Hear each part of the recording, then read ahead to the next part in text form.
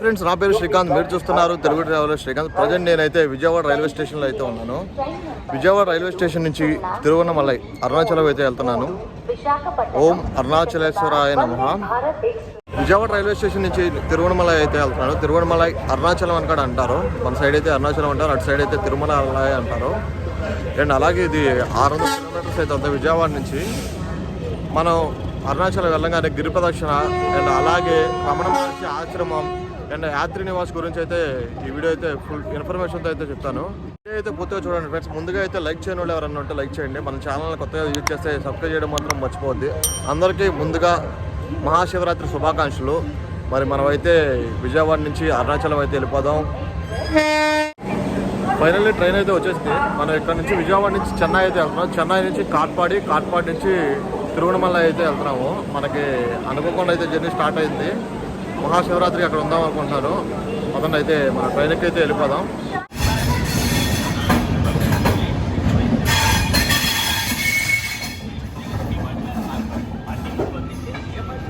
Vijayawada station నుంచి అయితే మనం అయితే స్టార్ట్ అయ్యాము ఇప్పుడే.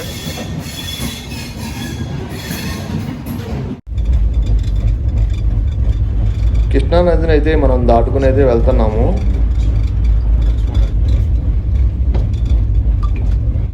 ఫైనల్లీ మనం అయితే కాట్పాడు జంక్షన్కి అయితే వచ్చేసాం. విజయవాడ నుంచి కాట్పాడి జంక్షన్కి అయితే డైలీ ట్రైన్స్ అయితే ఉన్నాయి. ఎటువంటి అయితే ఇబ్బంది లేదు. కాట్పాడి జంక్షన్ నుంచి న్యూ బస్ స్టాండ్కి వెల్లూరు న్యూ బస్ స్టాండ్కి వెళ్ళి అక్కడ నుంచి తిరువన్నమలైకి బస్సులు అయితే ఉంటాయి. 2 hours జర్నీ అండి. కాట్పాడి జంక్షన్ నుంచి తిరువన్నమలైకి బస్ జర్నీ అయితే. ఇప్పుడైతే మనం కాట్పాడి జంక్షన్ నుంచి డైరెక్ట్ ట్రైన్ తీసుకుని వెళ్తున్నాను. తిరువన్నమలై రైల్వే స్టేషన్ దిగంగానే మనం బయటికి రాగానే అయితే ఆటోలు ఉంటాయండి. రైల్వే స్టేషన్ నుంచి కోవెలకి అంటే ఇప్పుడు అరుణాచలం టెంపుల్కి అయితే మనం వెళ్ళడానికి 20 రూపాయలు లేదా 30 రూపాయలు అయితే సర్వీస్ తీసుకుంటారు. నేనైతే సపరేట్గా అరుణాచలంలో రూమ్స్ గురించి అండ్ అలాగే మఠాల గురించి అయితే ఒక వీడియో అయితే చేస్తున్నాను. ఆ వీడియో డిస్క్రిప్షన్లో అయితే లింక్ ఇస్తాను. మీరైతే కుదిరితే ఒకసారి ఆ వీడియోని కూడా వాచ్ చేయండి. మనం ఆటో నుంచి వస్తుంటే రాజగోపురం అయితే కనిపిస్తుంది కదా. ఓం అరుణాచలేశ్వరాయ నమః. ఫ్రెండ్స్, నేనైతే అరుణాచలం అయితే వచ్చేసాను. అరుణాచలంలో రూమ్ అయితే తీసుకున్నాను. రూమ్ ప్రైస్ వచ్చి 500 రూపాయలు. రూమ్ అయితే కనిపిస్తుంది కదా. ఇది 2 personsకి 500 రూపీస్ అయితే ఛార్జ్ చేశారు. అండ్ నేను అరుణాచలం ఎలా వచ్చాను అనేది చెప్తాను. నేను విజయవాడ నుంచి అనుకోకుండా అరుణాచలం అయితే ట్రిప్ అయితే ప్లాన్ చేశాను. ఈ శివరాత్రి ఇక్కడ ఉండాలని. అండ్ విజయవాడ నుంచి చెన్నై సెంట్రల్కి వచ్చి చెన్నై సెంట్రల్ నుంచి కాట్పాడి జంక్షన్కి వచ్చి కాట్పాడి నుంచి తిరువన్నమలై వచ్చాను. ఇప్పుడైతే మనం గిరి ప్రదక్షిణకి అయితే వెళ్దాము. శుభ్రంగా తలస్నానం అయితే చేశాను, కొత్త బట్టలు అయితే వేసుకున్నాను. అదండి, గిరి ప్రదక్షిణ అయితే మంచిగా జరగాలని కోరుకుంటున్నాను. నాకు సపోర్ట్గా ఒక లైక్ అయితే చేయండి. అండ్ అందరూ కూడా ఓం అరుణాచలేశ్వరాయ నమః అని కామెంట్ అయితే చేయండి. తప్పకుండా మర్చిపోవద్దు. గిరి ప్రదక్షిణ మొదలు పెట్టంగానే మనకు చాలా గుళ్ళు అయితే ఎదురవుతాయండి. ప్రతి గుడిని మనమైతే దర్శించుకుని మనమైతే గిరి ప్రదక్షిణని కంప్లీట్ అయితే చేద్దాము.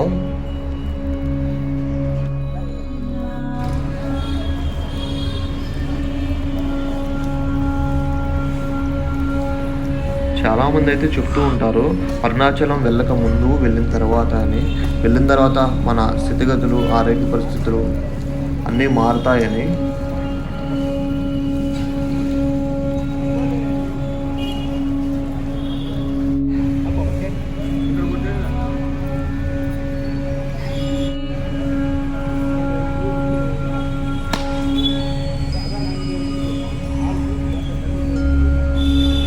మనమైతే కొబ్బరికాయ కొట్టి గిరి ప్రదక్షిణ అయితే మొదలు పెట్టామండి.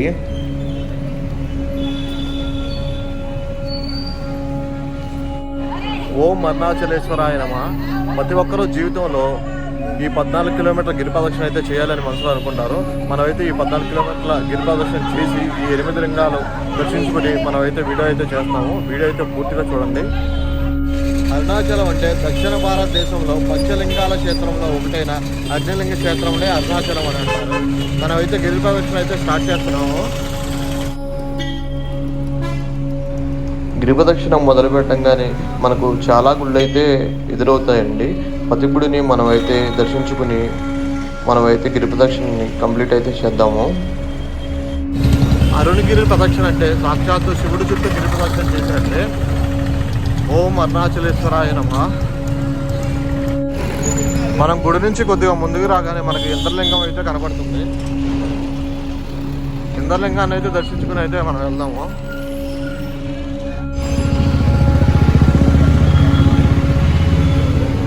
ఇంద్రలింగం లోపలికి అయితే వెళ్తున్నాము. చిన్న దారిలాగా అయితే ఉంది, మెట్ల దారిలో అయితే వెళ్తున్నాము. చిన్న టెంపుల్ శివలింగం అయితే ఉంది. ఈ లింగాన్ని పూజించడం వలన మనకు దీర్ఘాయుషు మరియు శ్రేయస్సుతో జీవించవచ్చని ఇక్కడ నమ్ముతారు.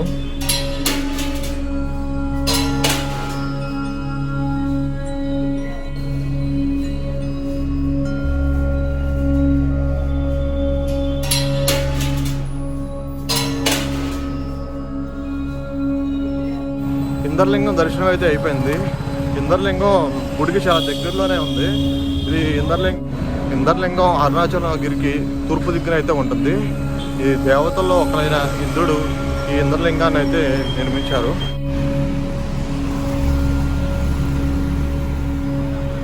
మనం అలా నడుచుకుంటూ వెళ్తున్నాము.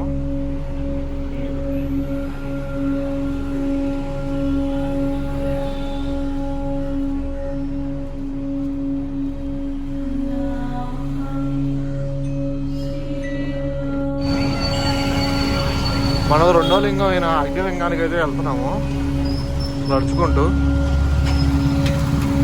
చుట్టూరు సాధువులు అయితే ఉన్నారు ఎక్కడికక్కడికి. మీరు వచ్చేటప్పుడు ఏమన్నా చిల్లర అయితే పట్టుకురండి. అగ్నిలింగానికి వెళ్ళే దారిలో ఒక ట్యూటర్ని అయితే వచ్చిందండి. కొంచెం రూట్ మ్యాప్స్ అయితే నాకు ఇప్పుడు దాకా అయితే కనపడలేదు. రూట్ మ్యాప్స్ ఉన్నాయి అని అన్నారు. గిరి ప్రదక్షిణ చేసేటప్పుడు మనం అయితే చెప్పులు వేసుకోకుండా నడవాలండి. వాళ్ళకైతే చెప్పులు అయితే లేవు, నేను చెప్పులు లేకుండా వస్తున్నా. కొద్దిగా తక్కువ బరువు అయితే పట్టుకుని లగేజ్ ఏం తీసుకురావద్దు, అంటే హ్యాండ్ బ్యాగులు అలాంటివి. కొద్దిగా ఎక్కువగా లావుగా ఉన్న వాళ్ళు అయితే గిరి ప్రదక్షిణ చేయొద్దు. ఆటోల మీదుగా అలా వెళ్ళండి. అండ్ అలాగే ఇంకేమైనా ఉంటే దారిలో చెప్తా ఉంటాను, వీడియో అయితే పూర్తిగా చూడండి. మళ్ళీ మనకి ఒక టర్నింగ్ అయితే వచ్చింది. ఇంకా మనం అగ్నిలింగానికి అయితే రాలేదు. రెండో లింగం అయిన అగ్నిలింగం ఇంకా ముందుకెళ్ళాలి. దాదాపు 1 కిలోమీటర్ వరకు అయితే నడుచుకుంటాను సుమారు నేను. మనం అగ్నిలింగానికి దగ్గరికి అయితే వచ్చేసాం. మనం అటు సైడే వెళ్ళాలండి. రోడ్డు మధ్యలో ఉన్నాను, ఫోన్ పట్టుకుంటా, జాగ్రత్తగా వెళ్ళాలి. ఇక్కడ చూస్తున్నాం కదండి, ఇదే అగ్నిలింగం. ఈ అగ్నిలింగాన్ని సాక్షాత్తు అగ్నిదేవుడే ప్రతిష్ఠించాడు. ఈ అగ్నిలింగాన్ని పూజించడం వలన రోగాల నుంచి విముక్తి, అలాగే జీవితంలో ఎలాంటి సవాళ్ళు ఎదురైనా వాటిని సులభంగా ఎదుర్కోవచ్చని ఇక్కడ చరిత్ర. మళ్ళీ ఏదో టెంపుల్ అయితే ఉంది, నందీశ్వరుడు ఉన్నాడు.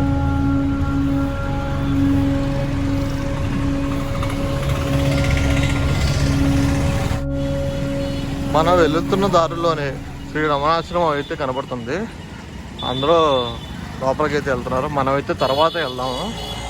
మన రమణాశ్రమంలోకి విరూపాక్ష గుహకి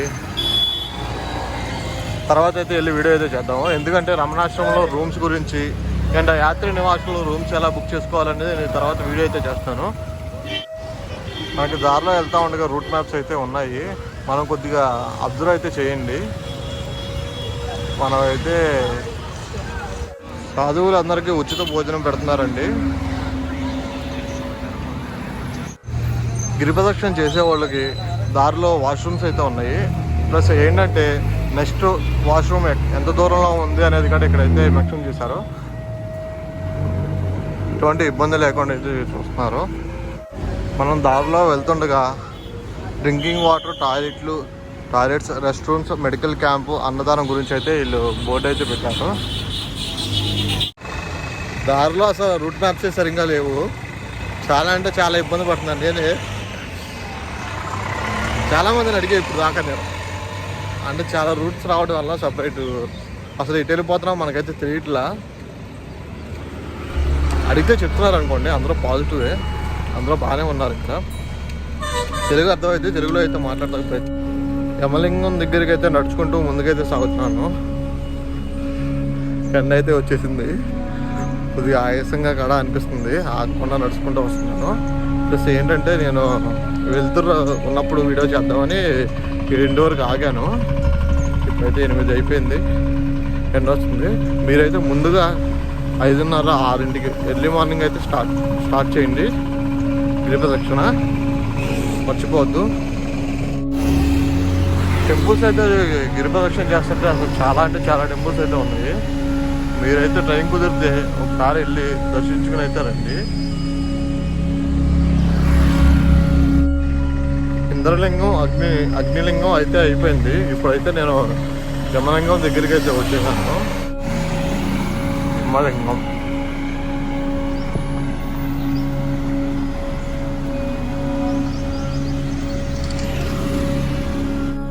ఈ యమలింగాన్ని ఇక్కడ సాక్షాత్తు యమధర్మరాజు అయితే ప్రదర్శించాడు.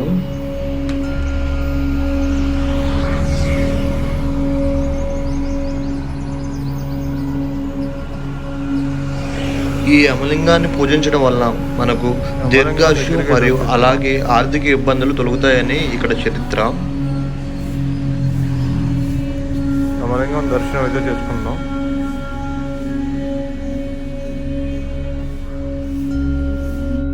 యమలింగం దర్శనం అయితే అయిపోయింది. మనం గుళ్ళోకి వెళ్తే కెమెరా అయితే ఆఫ్ చేసామంటున్నారు. అందుకే మనం ఏ లింగాన్ని అయితే కవర్ చేయట్లేదు. మీరైతే తప్పుగా అనుకోవద్దు, లింగాలు ఏమి చూపించట్లేదు ఏంటని ముందే చెప్తున్నారు. కెమెరా అయితే ఆఫ్ చేసేయండి అని. అందువల్ల నేనైతే నాకు ఇబ్బందిగా అనిపిస్తుంది, నేను ఆఫ్ చేసేస్తున్నాను. ఈ యమలింగం దర్శనం అవ్వగానే ఇలా 2 రోడ్లుగా డివైడ్ అయ్యింది. మనకైతే ఇక్కడ చూపిస్తారు ఇటువైపు వెళ్ళండి అని. మనమైతే ఇటువైపు అయితే వెళ్తాము. ఇంద్రలింగం, అగ్నిలింగం, యమలింగం అయితే దర్శనం అయితే చేసుకున్నాం. ఇప్పుడైతే నైరుతి లింగం దగ్గరికి అయితే వచ్చేసాం. నైరుతి లింగానికి దారి. నైరుతి లింగం అరుణాచలానికి నైరుతి దిక్కులో అయితే ఉంది. ఈ లింగాన్ని ప్రతిష్ఠించింది నైరుతి. ఈ లింగాన్ని పూజించడం వల్ల మనకు ప్రతికూల శక్తి, చెడు ప్రభావాల నుంచి విముక్తి అయితే లభిస్తుంది. ఫ్రెండ్స్, 4 అష్టలింగాలు అయితే దర్శనం అయితే చేసుకున్నాం. వెళ్ళే దారిలో మనకైతే నెమ్మలు అయితే కనపడుతున్నాయి. బ్యాక్ కెమెరా అయితే ఆన్ చేస్తున్నాను. నెమ్మలు అయితే ఉన్నాయి ఇక్కడ, మీకు కనపడుతున్నాయి అని అనుకుంటున్నాను. కొద్దిగా జూమ్ చేస్తాను. అక్కడ ఒక నెమ్మలు ఉంది, కలర్ అయితే కనపడుతుంది కదా, అది కూడా అది నెమ్మలే. అండ్ అలాగే ఈ లోపల ఉంది 2.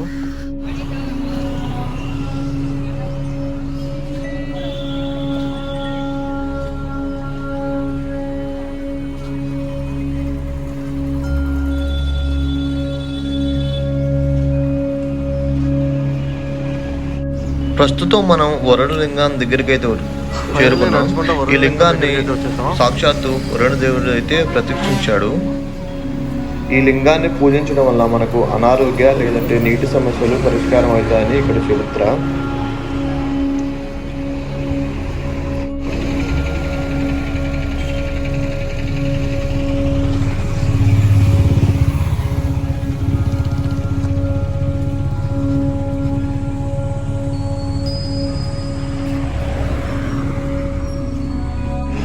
మనం గిరి ప్రదక్షిణ చేస్తాం కదండి, నడిచి ఉండడం వల్ల ఇలాంటి మిషన్లు అయితే దారిలో ఏర్పాటు చేశారు. 5 నిమిషాలకి 20 రూపాయలు అయితే ఛార్జ్ చేస్తారు. కొద్దిగా రిలాక్సింగ్గా ఉంటుంది మిషన్ మీద.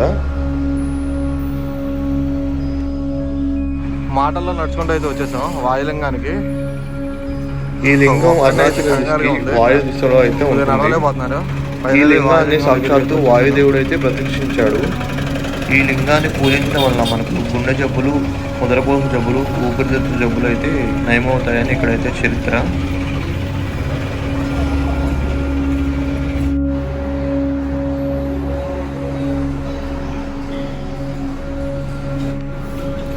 అలాగే ముందుగా గిరి ప్రదక్షిణం చేసుకుంటూ వస్తుంటే చంద్రలింగం అయితే కనబడిందండి.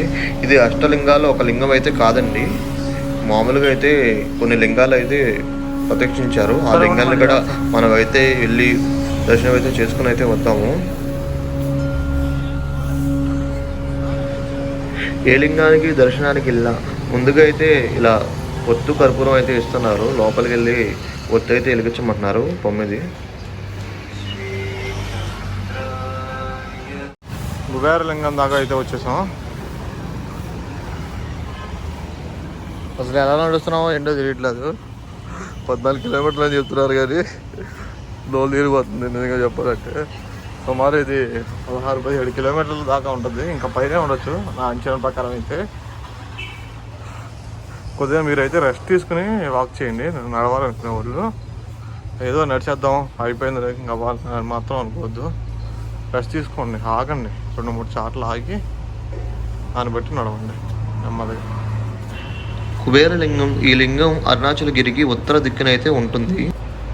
ఈ లింగాన్ని సాక్షాత్తు కుబేరుడు అయితే ప్రతిష్ఠించాడు. ఈ లింగాన్ని పూజించడం వల్ల మనకు సంపద మరియు జీవిత స్థితి అయితే మెరుగవుతుందని ఇక్కడ చరిత్ర. కుబేరలింగం దర్శనం అయితే అయిపోయిందండి. కుబేరలింగం దర్శనం అవ్వగానే మనం అలా ముందుకు వస్తుంటే మనకి మోక్ష మార్గం అయితే ఎదురవుద్దండి. నేనైతే మోక్ష మార్గం నుంచి అయితే బయటకు వస్తున్నాను. మోక్ష మార్గం నుంచి బయటకు రాగానే మోక్ష విముక్తి అయితే లభిస్తుందని ఇక్కడైతే చరిత్ర. ఈ మోక్ష మార్గంలో ఎంతటి లావారైనా బయటకైతే వచ్చేస్తారు, ఎటువంటి ప్రాబ్లం అయితే లేదు. మోక్ష మార్గం ఎదురవుతే మనకు 80% గిరి ప్రదక్షిణ కంప్లీట్ అయినట్టే అండి. హాయ్ ఫ్రెండ్స్, ఫైనల్లీ మోక్ష మార్గం అయితే వచ్చేసాము. మన వెనకాలైతే మోక్ష మార్గం నుంచి అయితే మనిషి వస్తున్నారు, కనపడుతుంది కదా క్లియర్గా. నేనైతే మోక్ష మార్గం నుంచి అయితే వచ్చేసాను చాలా సేఫ్గానే, ఎటువంటి ప్రాబ్లం లేకుండా. ఇప్పుడు మనం ఈ అష్టలింగాల్లో ఆఖరి లింగమైన ఈశాన్య లింగం అయితే చేరుకున్నాము. అరుణాచలగిరికి ఈ లింగం ఈశాన్య దిక్కునైతే ఉంటుంది. పొద్దున పూట స్టార్ట్ చేస్తుంటే చాలా బాగుండేది.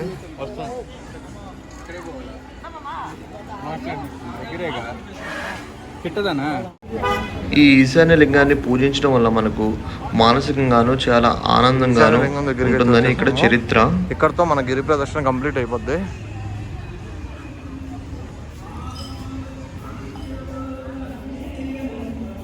ఈ లింగాన్ని అయినా కవర్ చేద్దామని చూద్దాం.